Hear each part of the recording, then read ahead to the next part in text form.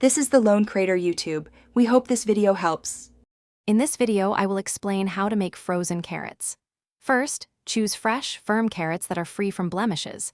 Wash them thoroughly under cold, running water to remove any dirt. Next, peel the carrots using a vegetable peeler. Once peeled, cut the carrots into uniform pieces. Aim for slices or dice about 1/4 to 1/2 inch thick to ensure even cooking and freezing. This preparation is key for quality. Blanching is a crucial step to preserve color, flavor, and nutrients. Bring a large pot of water to a rolling boil. Add the prepared carrots and blanch them for 2 to 3 minutes. Do not overcook them. They should still be slightly crisp. Immediately transfer the blanched carrots into a bowl of ice water to stop the cooking process.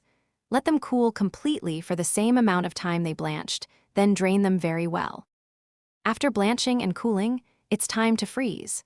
Spread the thoroughly drained carrots in a single layer on a baking sheet lined with parchment paper. This prevents them from clumping together. Place the baking sheet in the freezer for 1 to 2 hours, or until the carrot pieces are completely frozen solid. Once frozen, quickly transfer them into airtight freezer bags or rigid containers, removing as much air as possible.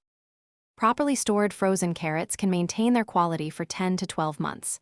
When you're ready to use them, there's no need to thaw them first. Simply add the frozen carrots directly to your soups, stews, casseroles, or stir-fries. They cook quickly and retain much of their original texture and flavor. For more great tips and other deals, including a book that can truly change how you think about money, be sure to check the description below. Thanks for watching. Consider subscribing if we helped you.